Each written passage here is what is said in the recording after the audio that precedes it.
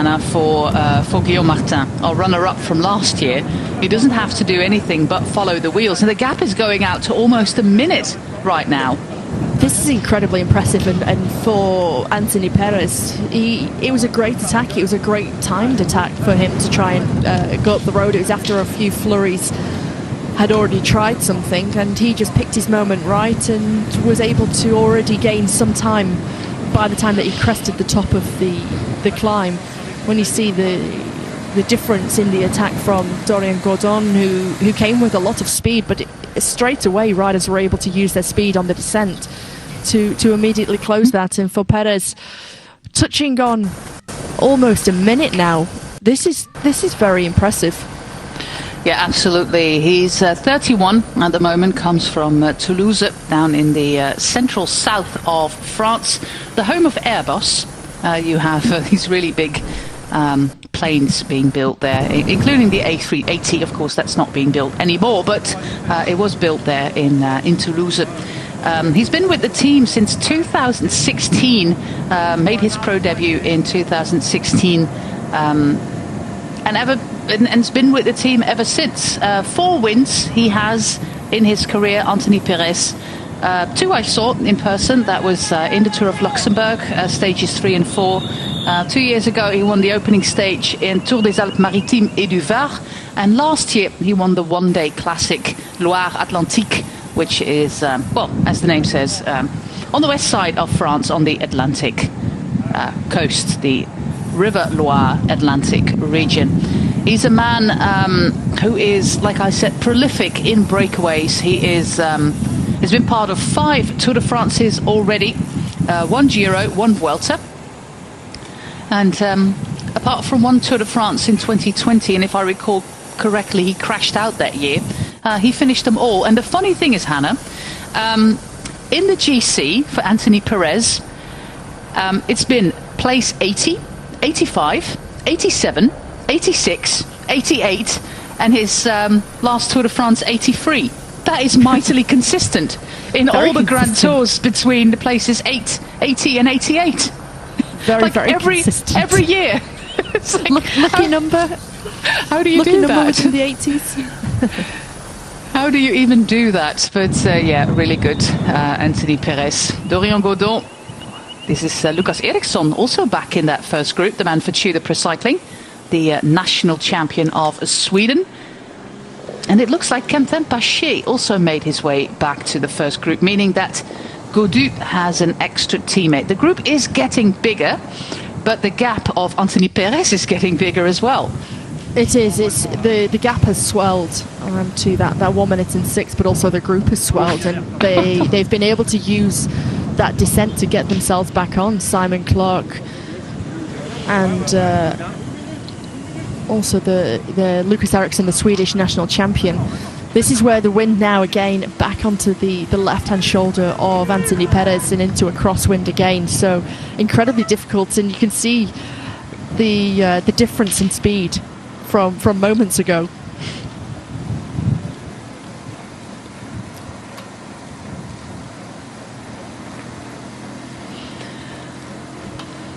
The Côte des Robert, we just saw the statistics with maximum gradient towards the 13%. I'm getting the idea, Hannah, that the designated captain at Trek Segafredo is actually Quinn Simmons and not Matthias Skjelmoser. Yeah, this is what we've noticed already. It's Skjelmoser who's been doing so much of the work all day, and especially contributing and taking control in those crosswinds a lot earlier on into the race, sort of at that 100 kilometre to go, 90 kilometre to go marker. Quinn Simmons certainly suits this finish and this finale better than Skjelmoser, I would say, with it being more of a puncheur finish. There is a couple of launch pads along the way for riders if they want to try and bridge across to Anthony Perez at the moment. I look towards the top of the Côte de Robert, where the final kilometre we're seeing gradients of 12-13% consistently. And that final 900 metres of that climb, it's an average of 10%. So any of the pure climbers in this group, if they're wanting to try and make a move and to utilise their capabilities as a rider, that would be one of the places to do it, because then you're straight back into the headwind, and the punchers will be sort of licking their lips and relishing their day also. Simon Clark doing the work there for Corbin Strong. Clark, who came back from the background, is now helping his teammate from New Zealand, who's also, of course, a puncher. He could do well on a finish like that, Corbin Strong. We have the two riders for Cofidis controlling there with Victor Lafay and Guillaume Martin. Harry Sweeney is there. Number 45 is Quentin Paché, his teammate Gaudu a little bit further back. The two riders for Intermarché Wanty with Rui Costa, Zimmerman, Orient Codon here in the white and brown of 82R. Bajoli and Alaphilippe, two riders for Soudal Quickstep. We have, of course, Schelmose and Quinn Simmons there. And I think I've mentioned most of the riders on in the first group right now. Peloton is gone. We did see, and of course Romain Bardet, former winner here, we did see that some riders managed to come back from that first group, but those were all in that first echelon, Hannah, and I don't think we have any more surprises. We lost riders like Cristiano Rodriguez, who was on the breakaway, somebody like Maxime van Gils, who was on the wrong side of the road up in the ditch. Jacobs Hinscholer was a man from the breakaway. So I think we have most of the riders here. The only one sadly missing is Viktor Koretsky, because he put in a mightily strong attack on the Mur d'Alex about 20 kilometers ago. It was a long way out, wasn't it, to try something at that point for Viktor Koretsky, and for Bora Hansgrohe having Viktor Koretsky in that group and being the only rider from Bora Hansgrohe is perhaps a little bit of a head-scratching moment, because now they're left with no riders in this group. We saw yesterday Sergio Higuita, who was performing well, Kian Utebrooks, who also was performing well, but despite them coming here with a good team all round, with Higuita, Hindley, Benedetti, Koretsky, Paltzer, Utebrooks and Vandal, no representation from the team in green. But of course they're not the only World Tour team not in that first group. We don't have Emirates there, we don't have we don't have EF Education, Jake Lula not there, Astana Kazakhstan are not part of that first group either. Anthony Perez, well, it's mightily impressive. I really love his style, and look at that, no gloves. Because it's 4 degrees. It's 4 degrees Celsius. Why would you wear gloves? One of the few riders who we can see their bib number as well, because he's not wearing a gilet or a thermal jacket over the top. But he's come prepared. He's come racing, perhaps with a balm on his legs to keep him warm. Yeah, legs are never a problem, although I do prefer the leg warmers that go over your knees, because you have to protect the joint. Having bare calves is not really a big problem, but the knees, riders often prefer to keep those covered and keep them warm. I always say in training, if it's less than 20 degrees, always knee warmers or at least leg warmers, but I think in racing the circumstances are different, because you've got so many different of the embrocation, the heat balms to keep and protect the cold and the elements of the weather from your skin. It's that really punchy odour that really is present when you visit a bike race, is it? Yeah, very pungent, isn't it? Well, the situation at the moment, 27 kilometers to go. We are on our way to the top of the Côte de Robert with Anthony Perez. He's got 1 minute and 18 seconds on a group with two of his teammates, Guillaume Martin and Victor Lafay. David Gaudu, Quentin Paché for Groupama FDJ. Godon is on his own for 82R. Harry Sweeney on his own for Lotto Destiny. Alaphilippe has got Bajoli. With him, we have Rui Costa and Georg Zimmerman for Intermarché Wanty, Schelmose and Simmons for Trek Segafredo, Bardet on his own, also a former winner, Lucas Eriksson for the Tudor Press Cycling Team, and then a duo working for Israel Primitech, Simon Clark and Corbin Strong. But Clark seems to be in trouble again. He was dropped, managed to get back to the front, did a little bit of work at the front for Corbin Strong, but it looks like Simon is in trouble at the moment. You can just see the bopping and rolling of the shoulders, quite like Lucas Ericsson, another rider who managed to get himself back to this group, having been distanced in those crosswinds. But he's nearing the top now. There's only around 400 metres until we crest the top of this climb. So if he can just hang in for the next 400 metres, then he's going to have a long descent all the way down until we've reached the next climb of the day, a Côte de Gran. But that's roughly 21 kilometres to go, so he still has time to recover, and it's a lot less severe than the previous two climbs that we've seen. Look at that house there on the bottom of your screen with the cypress trees, the blue shutters. Isn't that absolutely glorious? It's a long way to a supermarket though, being all practical here. Anthony Perez, he's still putting in time on his competitors, but I think the most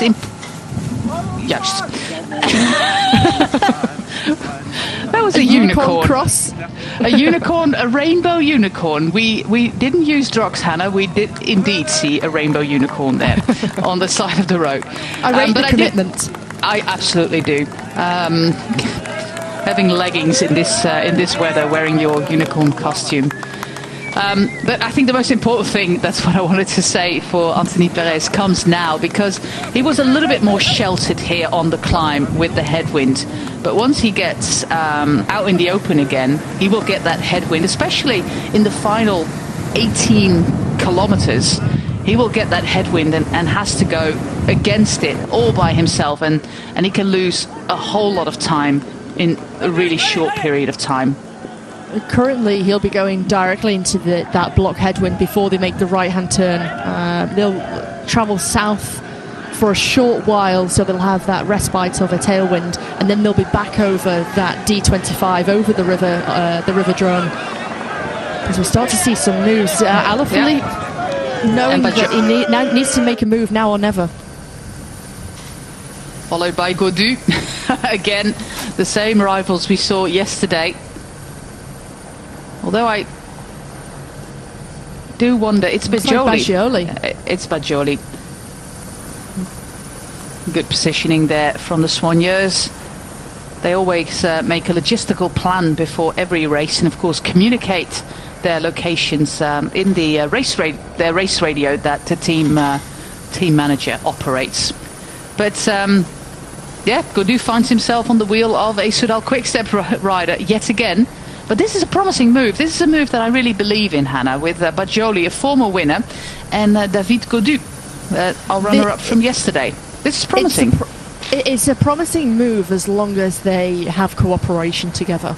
As I said, now when you see the time gap at 1 minute and 11 to Anthony Perez, our lone leader, and there is a distinctive split now with the two riders who are chasing. Then we've got a group of 5 riders led at the moment by Intermarché.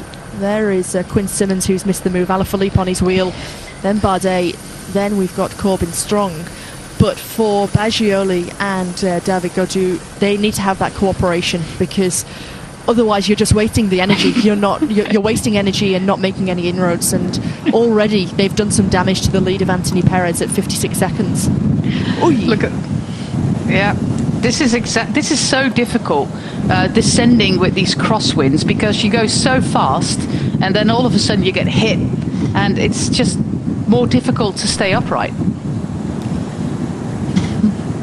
And on these descents, Hannah, when the wind is so fierce, you tend to hit the brakes when you just cannot really go all in. I could hardly watch. You see, Gaudu, he's getting completely thrown all over the place and catching a lot of wind into his front wheel. This was the first time. The second time, only a few hundred meters later. He should eat more oats and become a little bit heavier. Looks like Quinn Simmons is bringing that group back with Alaphilippe. You know, look at the elbows. It's so Alaphilippe. Bardet, Corbin Strong, and Guillaume Martin. Not Guillaume Martin, actually Rui Costa. So Cofidis are not part of this move. Of course, they still have their leader at the front with Anthony Perez, the 31-year-old. And Bardet is going for a little bit of an attack right now. Nice, smooth, new asphalt going on here in that corner.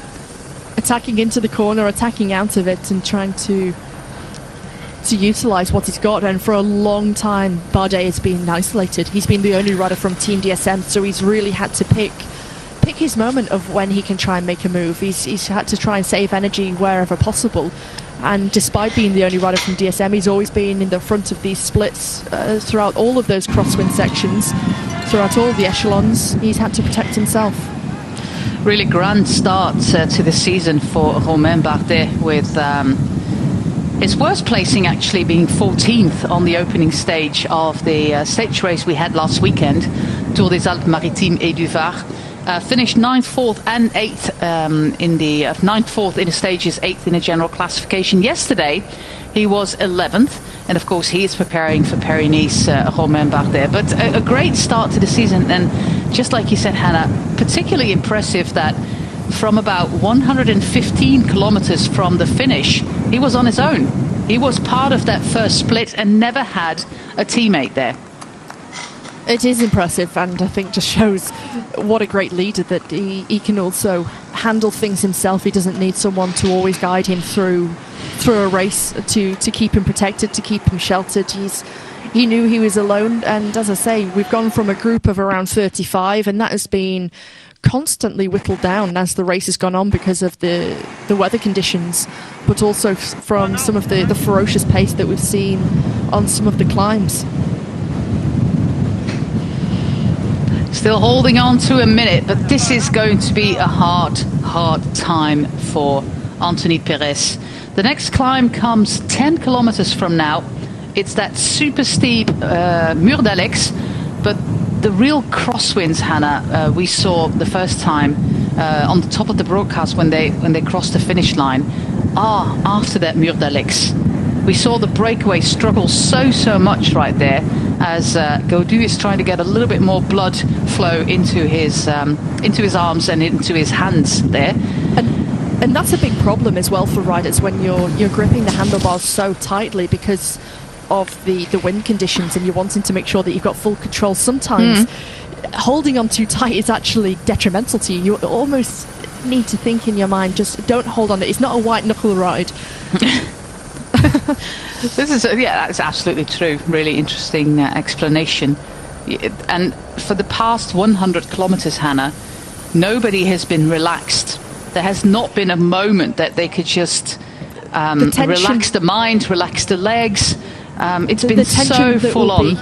It has. The tension that will be in the arms, in the shoulders and in the neck and the upper back for these riders will be really significant. I don't think it's going to be a leg massage they'll need, but more of a neck and shoulder massage, because it's been such a tense race from the very beginning. The two smaller laps, and then we're now onto the larger lap that they only do on one occasion, and still with 3 climbs to go, 4 including the finishing climb.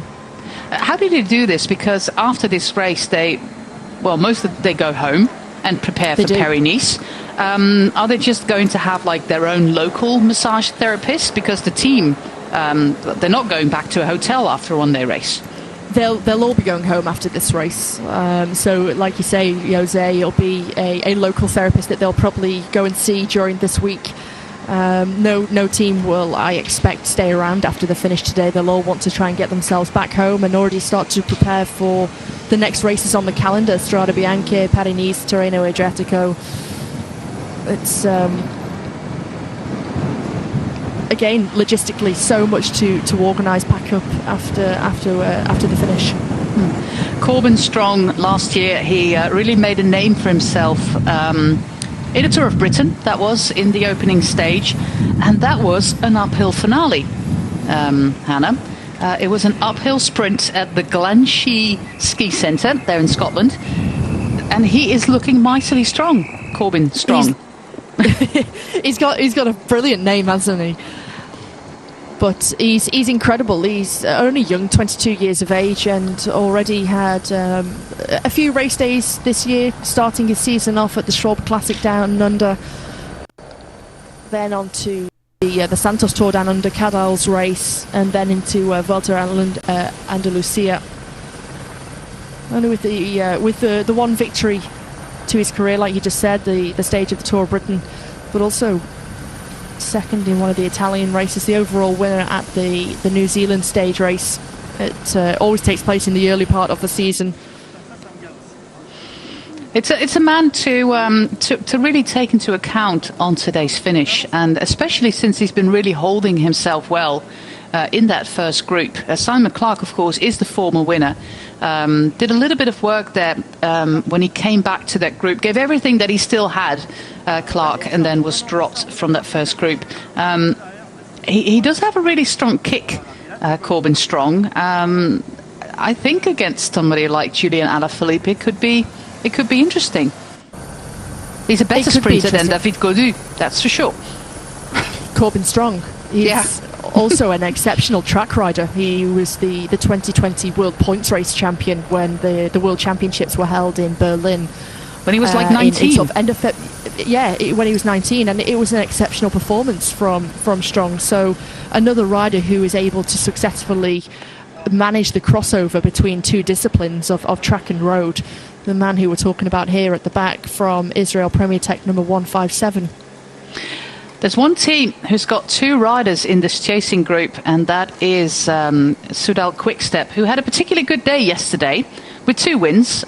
This one, the race here in France with Julian Alaphilippe, and of course also Tim Merlier winning in the UAE Tour. But the wrath of Patrick Lefevere went to his team in Omloop Nieuwsblad, stating to Belgian media that it was absolutely nothing. But also saying, I haven't spoken to my guys just yet, and I'm interested in their story. And then I think, Hannah, why not listen to their story first before you comment that it was absolutely nothing? Isn't that like the wrong way around? And of course we know Lefevre, he's a little bit of a grumpy old man, but I think like first listen to their story. There might be a whole lot more to it than you saw on television. And give them some credit. You know, you won two races on one day, and then be angry in your comments about the race that you didn't succeed in. A whole host of reasons as to why maybe a team didn't succeed. I always say you've got 170 odd, 180 odd riders on the start line, and each come back from the race with their own individual story of what happened on the day. So there's so many things, and I think partly due to the fact that we're so used to Soudal Quickstep being so successful in the classics, Spring Classics, and we almost have this expectation that we don't really put on any other team to perform in the Spring Classics. But when it comes to Soudal Quickstep or De Koning Quickstep as they've been formerly, or Quickstep Alpha Vinyl, we always know that they succeed in the Spring Classics. And I think it's just when they don't win, we all always say, what happened? What's wrong? Why didn't you win? What were the tactics? There's a group coming back here. Yeah, most definitely. Dorian Godon being one of them. Georg Zimmermann is there. Simon Clarke is part of this group. The two riders of Cofidis are here. Lucas Eriksson putting on a grand performance as well there. And Gaudu really struggling. Quentin Paché, I think, is that in that first group. Well, you can certainly say that these riders, especially Lucas Eriksson, also at the back in the black jersey with the red bike of Tudor Pro Cycling, another rider who has yo-yoed, but he's always fought his way back, still will continue as we head into the final 18 kilometres. It's great because he's now a full-time pro, and I don't know how it was last year when he was at a third division team, but he's now with a pro team, so there's a minimum salary that you need to pay, and he's putting all his time into cycling, and we see that in the women's peloton all the time. Once the riders make the jump up to the World Tour and get to be full-time professional athletes, their progress goes really, really fast. And Lucas Eriksson, he's a great climber. It's not the first I've seen of him. I've done a lot of Scandinavian races where he came to Providence, but this is a good ride by him. I'm really impressed, and it's been like this in all the French races so far. I would say he's one of those riders who's also a great all-rounder. He's got great climbing abilities. He's got a pretty decent sprint on him overall in a general classification. He's had some respectable results. One-day races he really thrives in as well. So for Lucas Ericsson and those riders, when they do make that jump to the next tier and they're able to have a full-time salary and they're able to really focus and put all their concentration into being the best bike rider that they can possibly be, also add in the resources that the team have with perhaps coaches, nutritionists, the physios, all the resources that come with a pro team, you start to see the riders really excel and they make some very, very quick progress. But he's not in a winning position just yet. 17 kilometers to go, and we still have Anthony Perez racing at the front. It's 1-5 at the moment as we are approaching Alex. The chasers are, I think, a rough estimate, 40 seconds back. Not that far back. They'll have them in the sights on this road, won't they? They were just coming up to the right-hand turn, and so they'll be able to see this group that contains Julian Alaphilippe and Romain Bardet.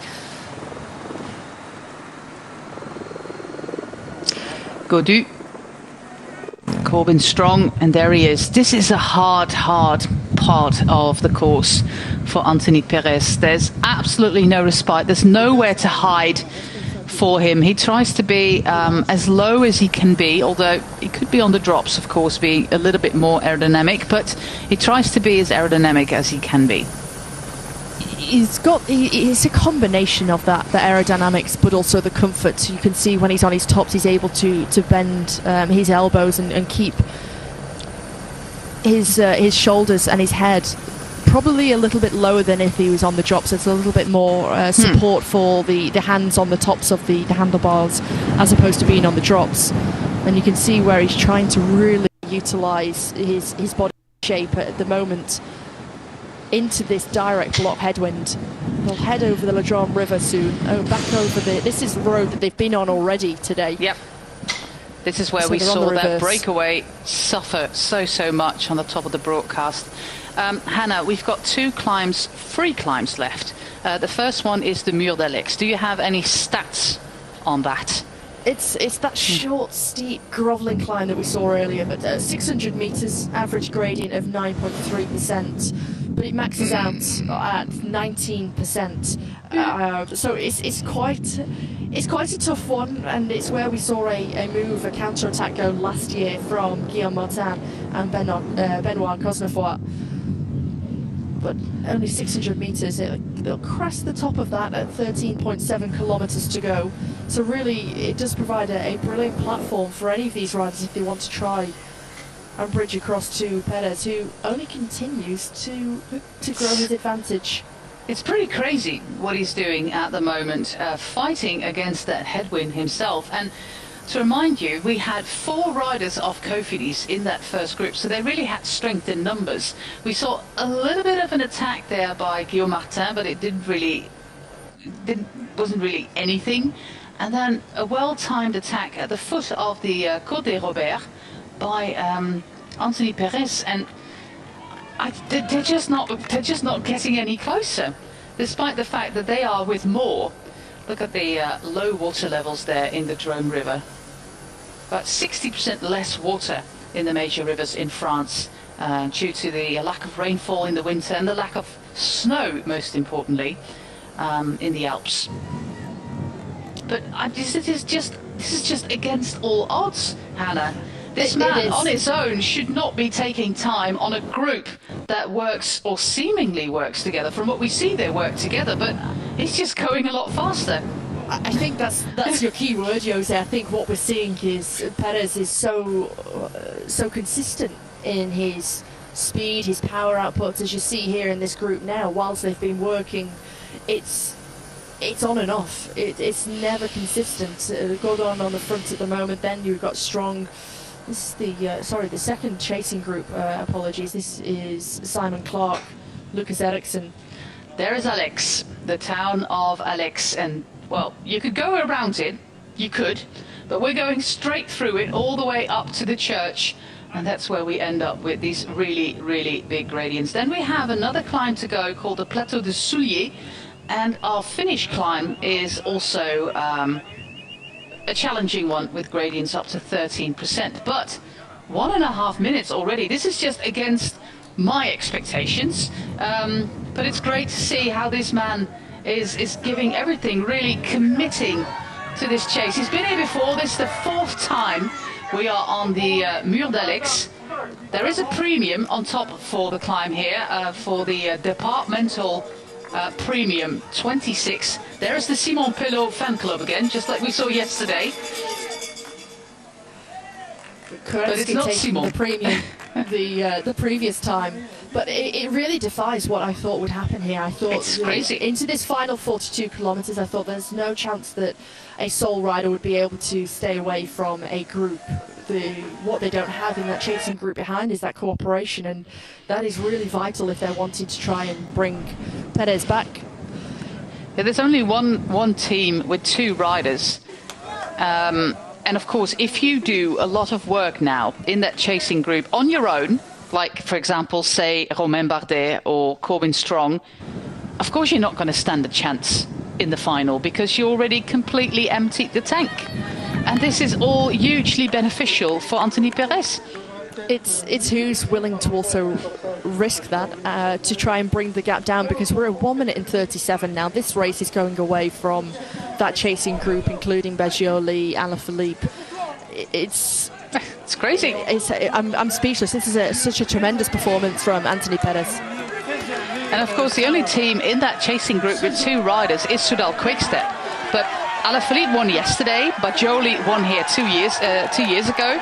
Both are candidate winners there on today's finish.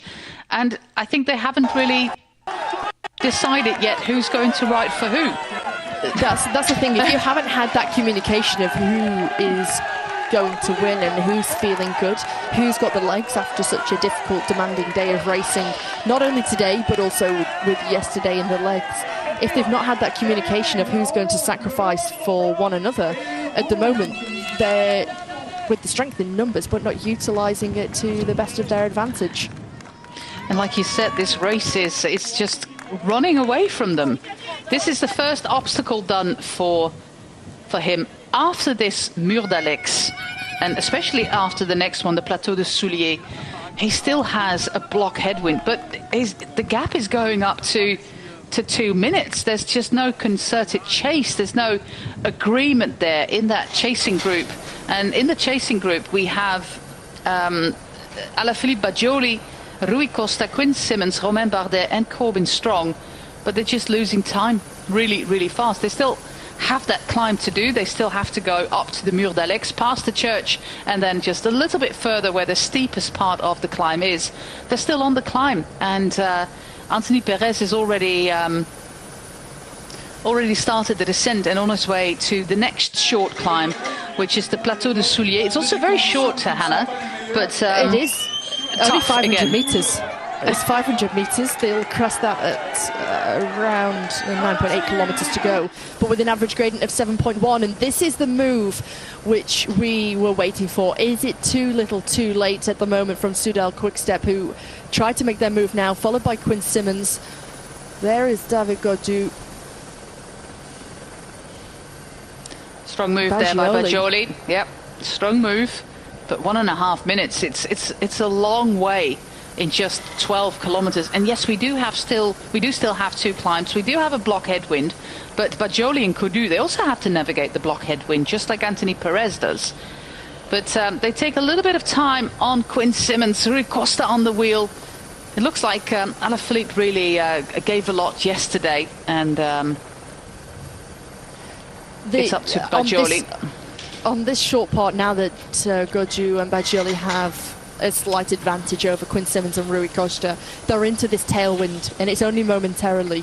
So it's going to be incredibly difficult for the duo behind to try and close the gap, because now they're already up to speed. They're already in chase mode. Here's Corbin Strong with Julien Alaphilippe, yesterday's winner. Just up ahead there is Romain Bardet. And then our 2 chasers there at the front with Gaudu Bajoli. Rui Costa is somewhere in between. 126. This is a really difficult part of the course, but yeah, the chasers have the same headwind to navigate with as Anthony Perez. Of course, he's already given a lot. He attacked on the Côte des Roberts, about 30 kilometers from the finish line. So this attack is already lasting 18 kilometers, almost 20. But look at that, he's very focused. He's 31, he's done 7 Grand Tours. This man is a very experienced bike rider. He knows what to do, and he also knows, Hannah, that these opportunities don't come often. They're few and far between for Anthony Perez. He's only, I say only, but he's got 4 great professional victories to his name. But for him, all of his victories have come from either a sole breakaway or a small group that has escaped. And for Perez, he's very often the rider who's working for the team. He commits himself and he sacrifices himself for his the bigger leaders within that squad, Guillaume Martin, Brian Cocker, for example. Cofidis have had, I'd say, a very respectable start to the season already, with victories from Simone Consoni, also Brian Cocker, Jesus Herrada. So it's not been a bad start for the French team. It's been worse in the past, indeed. And of course, also, noblesse oblige. You know, they had 4 riders in that group. So they had to play a tactical game. And we had Lafayette there, Eddie Finet, Guillaume Martin, and Anthony Perez. And the funny thing is, if I play back that attack by Perez on that climb, you could actually see Alaphilippe look to his right and say, okay, you go. You just go. And it might be a costly mistake. I think it will be. Alaphilippe had already made his move by that point, hadn't he? So I think perhaps it wasn't the rider from Cofidis that perhaps Julien Alaphilippe was expecting to make a move. I think if it was Guillaume Martin, as we saw a few hundred meters before that move, everyone was immediately onto and hot onto the heels of Guillaume Martin. This is the second chasing group with Bardet, Corbin Strong and Alaphilippe. And the other group of 4 is just ahead. The gap is coming down a little bit for Anthony Perez. It was, of course, 1.5 minutes, just a little bit more than that, actually. 10 kilometers to go. We are on our way to the super short Plateau de Soulier. And then, of course, also that final climb. You can actually lose 30 seconds. If you're completely dead, you could lose 30 seconds on that Côte de Chaude, which is the finish climb. But he's climbing again.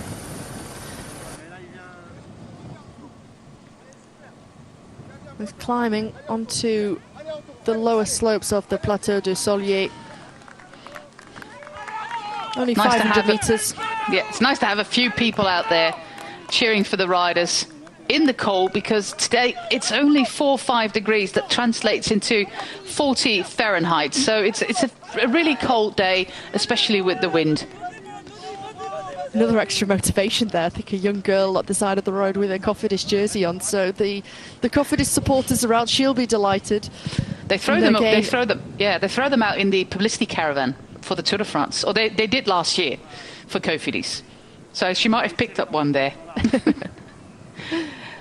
1:15 again, 10 kilometers to go. He's almost crested the penultimate climb of the day, but then has to navigate another 8 kilometers, block headwind, and it's 50 kilometers an hour winds today. That's about 32 miles of wind. This group is not that far back.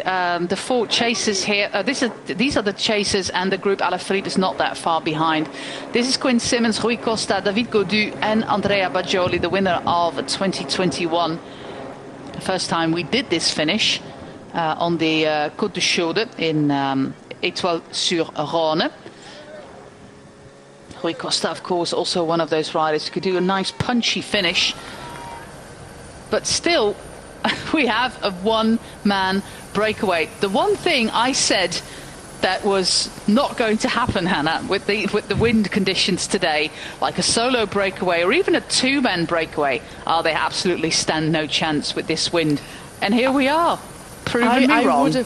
I would have thought the exact same, Jose, because of the wind conditions, and it just wasn't conducive. It wasn't in favour of a sole rider or a small group to try and stay away from a bunch of chasers. And despite that chase, it's it's still possible if they keep that cohesion, they keep that cooperation between the four of them behind, knowing that two of them at this moment in time are going to miss out on a podium finish as it stands. So for those four riders who are chasing, it's quite brutal, isn't it?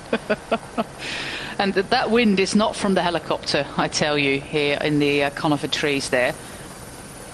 Looks like fruit trees here. The Rhône Valley is, of course, there's a lot of fruit here: apricots, cherries, apples. I think this might be cherry trees. And if you go on the right, Hannah, in May or June, you can just get yourself a handful of cherries and get a little bit of sugar. It's better than an energy bar, is it? Delicious.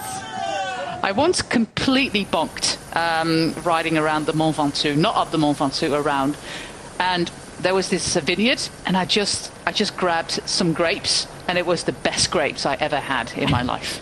You can't get much fresher, can you? Freshly picked. The chasers, look at that flag, it's in complete tatters there. She tries to, yeah, there it is, unfolded. 1:13 at the moment for Anthony Perez on this group with Baggioli, with Godu, with Rui Costa, and with Quinn Simmons. And then 20 seconds back is the group with Corbin Strong and Alaphilippe and Bardet. But it looks more and more promising now for Anthony Perez. Of course, there is the wind here on this descent, but it doesn't really bother him much as the final 6.5, 7 kilometers, when he gets back onto that main road and back into the wind. These are the chasers. This is group number 4, actually. This is the group after the group of Alaphilippe. So group number 3. But back with our leaders. We're now onto the main road. A little bit of instructions there from the team manager of Cofidis, Benjamin Giraud. Yeah, well, you don't need any translation from that. Universal cheering there. Look at that. Look at the focus there on his face. Trying to be as comfortable. That vein in his neck there, completely bulged. Trying to to keep that bike straight, to keep the handlebars straight and the front wheel straight here in the absolutely punishing winds here of this edition of the FAUN Drome Classic.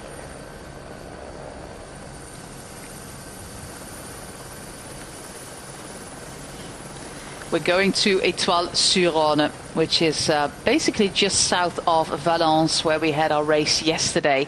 We did move to the other side of the River Rhône, not on the west side, on the east side today, but it's basically the same region that we are racing in. Yesterday we had wind, but it was about 25 kilometers an hour. Today it's double that.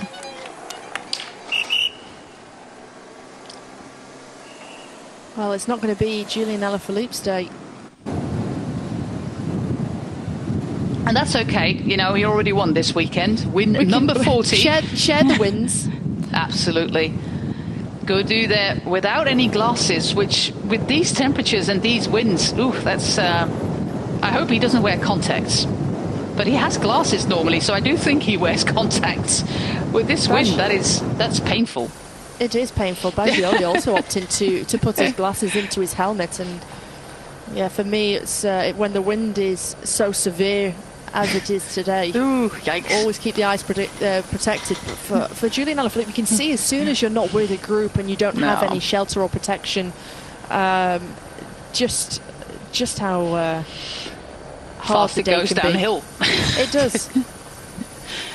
6.9 kilometers. The final climb is done. We only have that. Well, how many meters is like 1 kilometer? That final Côte du Chaude with about 30% at about 500 meters to go, something like that. That really narrow road that we're going to take. It is. It's that climb that's in 2 parts. They've already seen it on 2 occasions when they passed the finish line 2 times before when they were doing the smaller laps, and now finishing on the Côte du Chaude for the 3rd and final time for the finish line. So it's if Perez is completely spent, you can certainly lose some time on that climb, despite it only being 1 kilometer in length. We generally have a rule of thumb that for every 10 kilometers you can close a gap of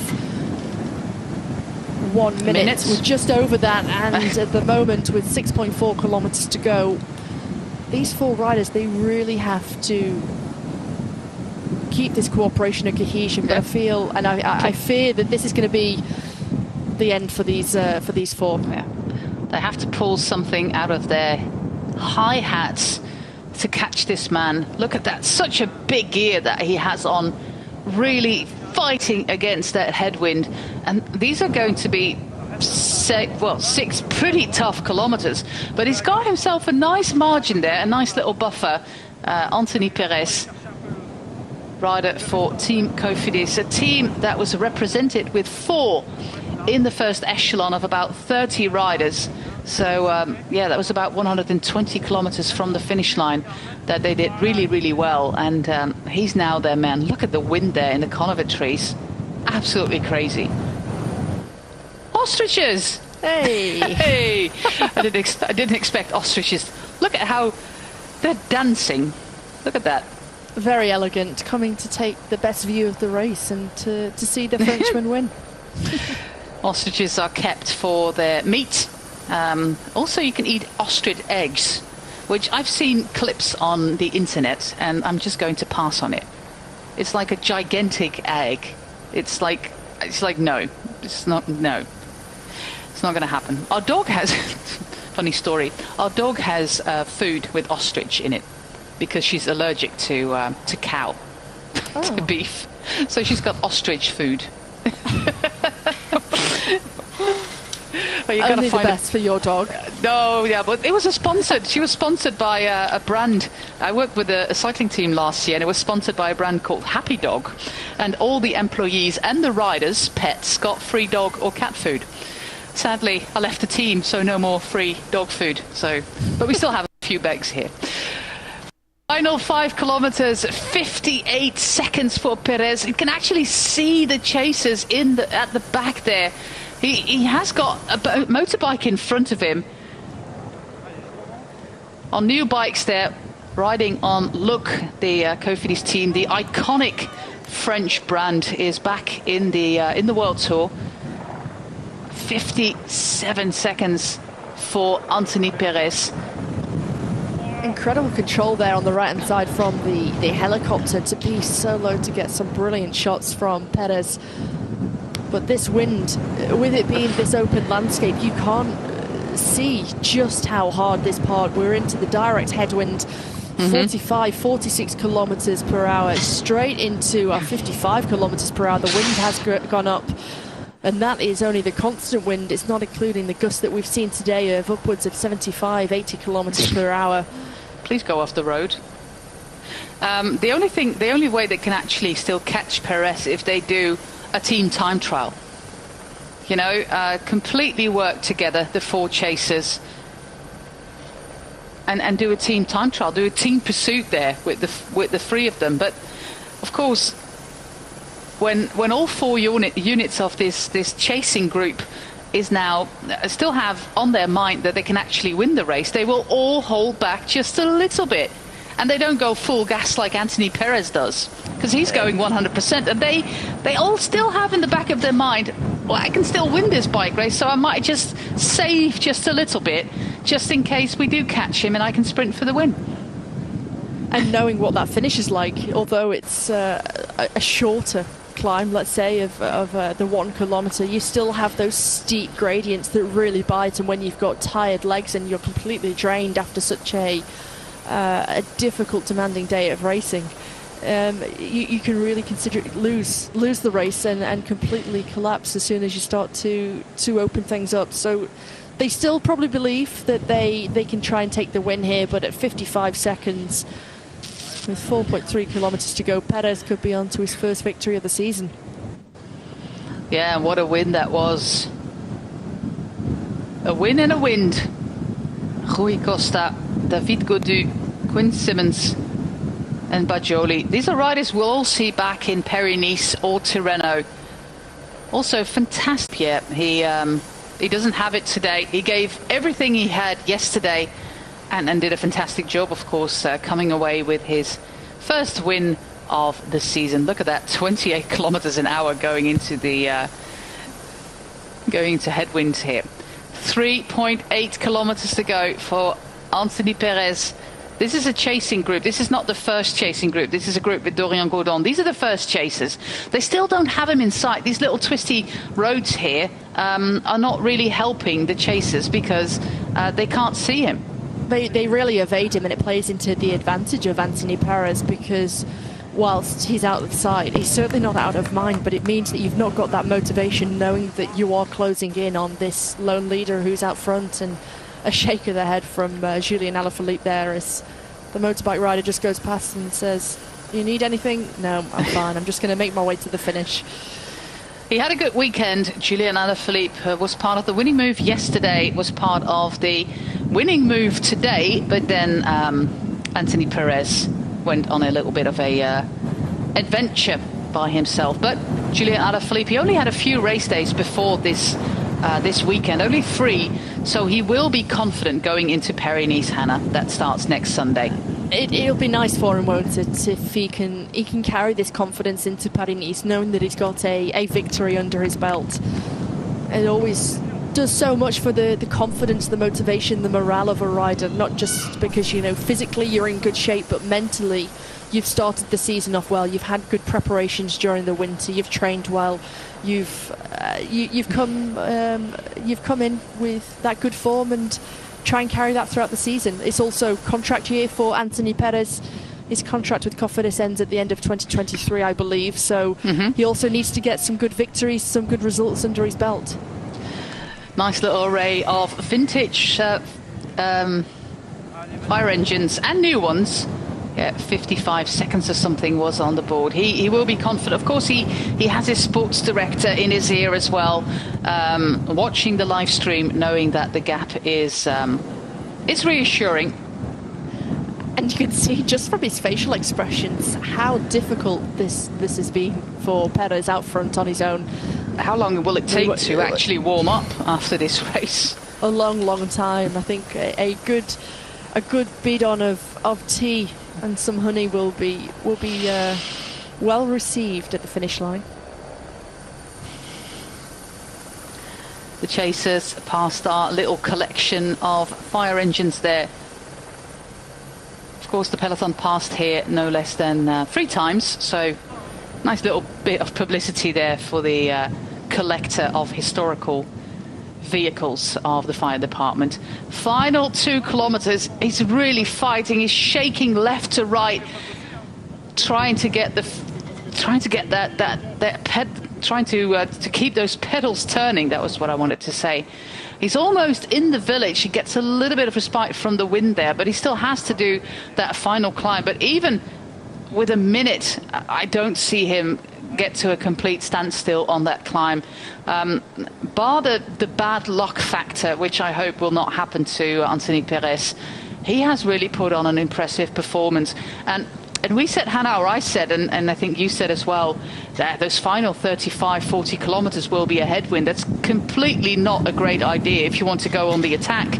But Anthony Perez, he had different ideas about our philosophy. I thought, well, hey, when you're saying that, I'm going to prove you wrong. And it's exactly what he does. It's fantastic to see. It's almost an absurd idea that a rider would be able to hold off a chasing group behind into such a strong headwind, and he's, I think, defied us all and all the tactics in cycling that he has been able to do it, and alone he's been able to grow his lead over a chasing 4 riders at the moment. And 1,700 meters remaining, only a few turns. There's the one roundabout with around 800 meters to go. He'll take a left turn, take the right, and then he'll be really onto the steeper parts of that final climb, the Côte de Chaude. It's really a moment to relish here for Anthony Perez. Like we discussed before, it doesn't happen to him quite often. He finds himself in breakaways. He's always the man at the front of the peloton working or being in that breakaway. But yeah, to finish it off, to be in a position to actually win a race, it's not something that happens all that much. He won 1 bike race last year, the Classique Loire Atlantique, and he's on his way to his first win of the season, which is nice because it's the 26th of February and it's a lot sooner than his win last year. This will give him a lot of confidence. It will make his team manager and his team happy. And just like you said, the main sponsor is waiting at the finish line as well. He is. He's been there this morning, so I think also that great motivation when you've got the CEO of your main title sponsor of Cofidis and Credit Mutual, Daniel Ball, at the finish line awaiting you. This is a big moment also for Cofidis. This is what they want to do. They want to show their team, their sponsors. They want to be winning the races. And as you said before, Jose, it's often that we always see this man in breakaways in Paris-Nice, the Tour de France. But today, it's going to be his day to shine. Only 800 metres remain. It's been quite an incredible performance from Anthony Perez. 31 years of age. Three victories so far for Cofidis this year. Brian Coquard got his first World Tour win all the way back in January in the Tour Down Under. Simone Consoni won a bunch sprint in the Saudi Tour, and Jesus Herrera won a stage in the Tour of Oman. So a pretty solid start to the season for the team from the north of France. They've been here forever. They have been around for 2 decades, Team Cofidis, and he knows that he has won this bike race, only the 6th win of his career, his 6th professional win, and the grimace is becoming a smile. That is great to see. This is absolutely top work by Anthony Perez, the 31-year-old from Toulouse, which is in the south of France, but all the way, well, down to the south. But he's not racing that far from home. He could take the car, drive back home and celebrate the champagne with dinner tonight. The applause is for him. It's another French winner here on the double-header weekend in France. Yesterday, a fantastic victory by Julian Alaphilippe in a 2-man sprint against David Gaudu. And today, it's a magnificent solo victory for Anthony Perez. The final few hundred meters to go for this man, a trusty domestique. He started his career with this team and he now rewards them with another victory. Absolutely stellar work there by Anthony Perez. 150 meters to go. The climbing is done. The smile is there. What a fantastic win for this man. Look at that. This is what we want to see. Maybe not the one rider we expected, but absolutely I am full of admiration for what he'd done here. A 40-kilometer solo into a headwind and a win for Anthony Perez. Bravo. Absolutely fantastic work here by this French rider. Superb work there from Anthony Perez. What a stellar job. You see the beaming smile on his face of just how much this means to the 31-year-old Frenchman. And this is going to be the battle for second and third. 2 are going to miss out here. Baggioli, the winner from 2021. On the left-hand side at the moment, David Gaudu, second yesterday. Can he try and salvage something and finish on the podium? It will be 2 out of 2 for Gaudu, but of course not that win. We'll have to wait until Paris-Nice. The attack comes from Baggioli until the final 200 meters of the climb. Baggioli wants to get onto that podium. Quinn Simmons as well. Rui Costa is also moving to the front. It's a nice little sprint there from the chasing group of 4, with second place there going to Baggioli. Well, we're not there yet. I thought the finish line was there. Rui Costa might actually still take it, but yeah, from this point, I can't see it. It's actually Rui Costa taking second, with Baggioli in third, Gaudu in fourth, and Quinn Simmons in 5th place. A little bit of a opening up early there. Schelmoser in 6th place. Georg Zimmermann comes in 7th place. Then it's up to Corbin Strong. There we are. Great ride by the 22-year-old from New Zealand. And Simon Clark also managed to get a top 10. Important because of the points that Israel Premier Tech wants. And there is Dorian Godon. Admirable work done there by Matthias Schelmoser, and to still finish in the top 10. Good work for the day. Of course, one of the fan favourites as well. Romain Bardet. But what a race, Hannah. That was all pretty exciting. It's very, very exciting, and really we didn't quite know which way things were going to go, and whilst Cofidis had the strength in numbers, they had 4 riders in that group of 32 riders. They were in that position. It was almost their race to lose, but also other teams had strength in numbers. Sudal Quickstep, also Trek Segafredo. It was impressive. I mean, I'm delighted for Anthony Perez, for riders who spend the majority of their career as a domestique, a helper, those working for the main leaders within their squad. Their day is few and far between, and when they do get given that opportunity, when they think they can win a race and their stars align and everything comes together, it's wonderful when they're able to take that victory, and it all pays off. I think it's that reward for the hard work that they commit themselves and sacrifice to themselves, to their team, year after year.